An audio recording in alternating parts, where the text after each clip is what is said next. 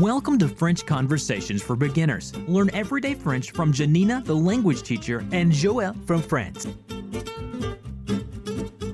Welcome to French Conversations for Beginners. In tonight's episode, we have a very special guest. She is from Paris, but she is actually talking to us right now from Shanghai. Bonjour. Bonjour Janina. Ça va? Oui. Et toi? Ça va bien, merci. Okay, so could you tell us just a bit about what you do and you teach classes online, but I think you teach classes in person in China. Is that right? Mm-hmm. Yeah. Okay. Yeah. Actually, I started to teach online. I started on a website called Italki, and then I started when I was living in Korea at that time, like 3 years ago, around 3 years ago. And then I decided to study to become a professional teacher because at that time I was just a tutor. And so I went back to France and I got my diploma, and then I moved to Shanghai. So now I'm living there for 2 years and I'm teaching online, and also I'm teaching face-to-face. Okay. Here. Yeah. Where were you living in Korea? I was living in Seoul. Okay. I was an English instructor at Sejong University for some years, and then I was in Japan teaching Spanish after that. So oh wow, okay, wow. Yeah, so I visited Shanghai. Beautiful place. I loved it. Oh yeah. Shanghai is lively, and there's always something to do. I love it. That's great. Okay, so I have a question for you before we move on to the topic, which tonight is going to be apéros, which we'll talk about in a second. But what was the cheese situation for you like in Korea? Oh. It had to be terrible.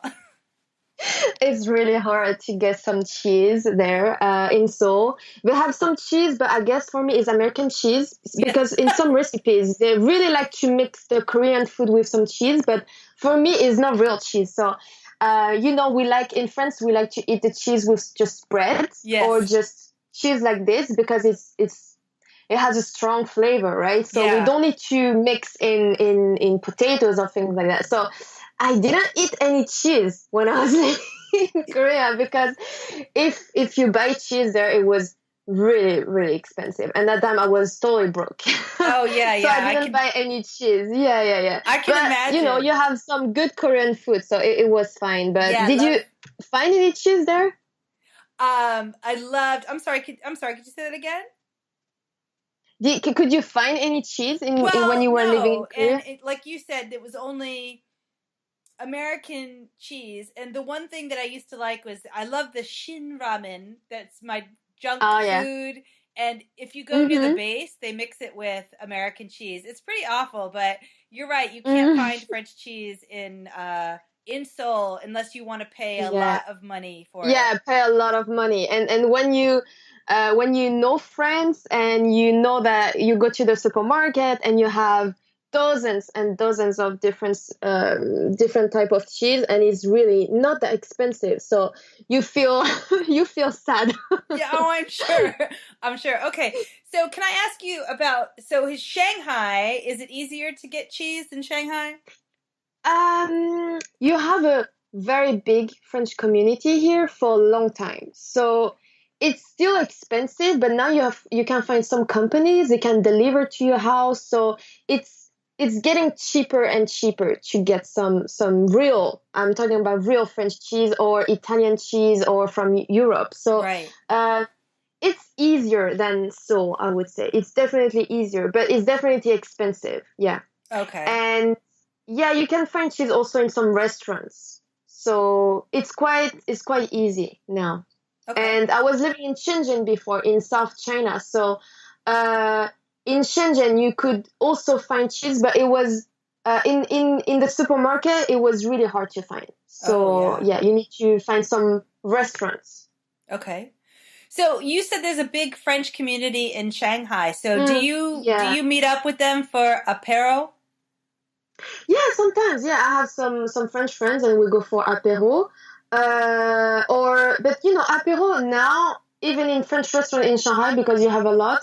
You can find even foreigners who like to do that because it's becoming it's a little bit like a happy hour where you will eat a little bit and drink. So yeah, definitely. You can find a lot of restaurants doing aperitif. Okay, nice comparison. So for those of you who are, this is a course for beginners. So apéro is basically French happy hour, and yeah, I would say is like a happy hour. Except we have that culture to do outside, but also in your house. Yes, this is definitely. Sometimes you just invite your friends and you will tell them, okay, I'm doing an aperitif on Friday. So it's really normal to invite for that. Yeah. Okay.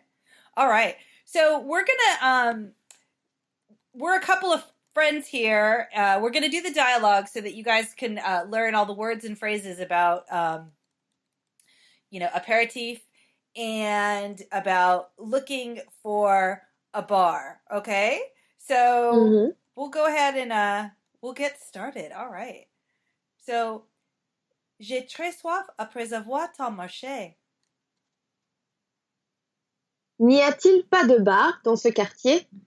Si, je crois qu'il y en a un au coin de la rue. Vous avez raison. Le voilà. Il n'a pas l'air mal et il n'est pas loin de l'immeuble. Bonjour, mesdames. Une table pour deux? Voici. Prenez-vous un apéritif? J'aimerais un pastis. Voulez-vous de cacahuètes? Oui, s'il vous plaît. Et du saucisson? Merci. All right. So, obviously, our guest has better French pronunciation than I do. I'm still working on it. I'll be working on it. It's good. It's good. It's my whole good. life. So my partner is French, so therefore, I got to cheat a little bit on learning French. Okay, so let's break it down to the words and phrases we have. So, how do you say I'm very thirsty? J'ai très soif. And then after having walked so much. Après avoir tant marché. Okay. Was I wrong doing the liaise there? I think I said après avoir. Is that okay? You can say it. It sounds a little bit more. How would I say that? Sometimes the liaison you would sound more formal when you would say that right. Après avoir tant marché, but it's not a mistake. You can do it. Okay, great. So then this next line. So I believe you asked me, is there not a bar in this neighborhood? N'y a-t-il pas de bar dans ce quartier? So how do you say neighborhood? Ce quartier. Okay, so this neighborhood is a neighborhood. Okay, so in this neighborhood is? Dans ce quartier. All right. And so the next one I said, instead of saying, we haven't covered this in this course, I said si, which I'm saying, yes, there is, basically, right? Yeah, you're saying si because before I said like a negation. Right. So you're trying to tell me basically oui, yes, but because I said a negation before, you just say si. Yeah. Si, je crois. So when you want to do that, instead of saying oui, you're going to say si. And so then I think or I believe. Je crois. And that there is one. Qu'il y en a un. On the corner of the street. Au coin de la rue. And then how do you say you are right? Vous avez raison. And then I think you said basically the equivalent of here it is, right? But it doesn't translate exactly. Yeah, that's right. Le voilà. Okay. Le voilà. And the next one is, how would you translate this exactly? There's it's not far from there's a il n'a pas l'air mal. How do you say that in English? Il n'a pas l'air mal. I would say it doesn't look too bad. That's right. Il n'a pas l'air mal. Yeah. Okay. Il n'a pas l'air mal. Avoir l'air is to look like. Avoir l'air. Okay. Il n'a pas l'air mal. Okay, can you say that phrase for us? So it doesn't look so bad, and there's one not far from the building. Mhm. Il n'a pas l'air mal et il n'est pas loin de l'immeuble. Okay, so far. How do you say far? Loin. And how do you say Loin. not far? Pas loin. Okay. Pas loin. Okay. And so then we were welcomed, and they said, Bonjour, mesdames. a table for two. Une table pour deux. Here you are. Voici. All right. And then I asked you, are you having an apéritif? Prenez-vous un apéritif? And then you ordered one. You said, I would like un pastis. J'aimerais un pastis, which is a common beverage in the south of France. Un pastis. J'aimerais un pastis. Okay. And then I asked you, I literally asked you in this next one. It's really funny, this word, cacahuete. We use the same word almost in Spanish. And for us, it's peanuts. I know it comes from Mexico, this word. But it doesn't just mean peanuts in French. So I said, do you want some like snackies? But literally it was peanuts. So could you say that? Voulez-vous des cacahuètes? Okay. And so, but even though that literally means peanuts, it's not peanuts. It could be peanuts, but it can be any little snacky things at a bar, right? Usually we call it for peanuts. But if we have another kind of nut, so we will say pistache. Okay. But usually what you will find in most of the bar is cacahuètes. Okay. And then you said, yes, please. Oui, s'il vous plaît. All right. And then I asked you, and some sausage. Et du saucisson. And then you said, thank you. Merci. And so would you say saucisson, that's popular apéritif? Yeah. I think, it's basically the basic would be you have so wine, du vin, and then some beverage like pastis, and then some chips, like potato chips. Yeah. So we call it des chips en français. And then you will have this, like, is it dry sausage? So we call it saucisson. And it's like very popular. Oh, nice. Yeah, so saucisson. And then if you're in the bar, probably you will eat some cacahuètes. Okay. And so you told us that you're from Normandy, from the north of France. My father is from Normandy, yeah. Okay. So there you have a type of alcohol. I really like it, but it's a little bit strong, but we call it calva or calvados. Okay. Mm-hmm. It's sort of like whiskey, isn't it, almost? It's not that strong, I would say, but calvados is made with like apple. So it's like apple brandy, we call it. Apple brandy. So it's quite special. It's nice.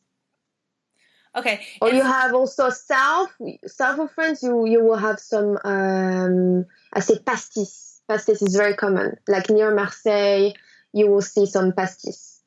Okay. All right. And so you said your father's from Normandy. Where did you grow up? I grew up near Lyon. So south of France, so near Lyon, aperitif is in all France. So, but south of France, usually we eat more food. Yeah. So if you tell your friends and they are from the south of France, probably you're gonna eat a lot. And you will not be I know. Anymore. So Joelle, my partner's from Saint-Étienne, so. Oh, okay. It's really near so where I was born. Yeah, I was just in Lyon very recently. Okay. So if people want to learn authentic, real French from you, can we go and connect with you on iTalki? Sure. You can find my profile on iTalki. You can find me there. My name is Lore, so Lore. Lore, yeah. Okay. Excellent. All right. I want to thank you. Merci beaucoup for merci beaucoup. Teaching us all about apéritif in French. It was very nice. Yeah. Merci beaucoup. Thank you. Merci. Au revoir. Au Au revoir. Au revoir. À bientôt. For more resources on learning and teaching languages, to get on our mailing list, or to get the workbook for this course, be sure to visit reallifelanguage.com/reallifelanguageblog. If you enjoyed this episode, please be sure to subscribe and leave a rating.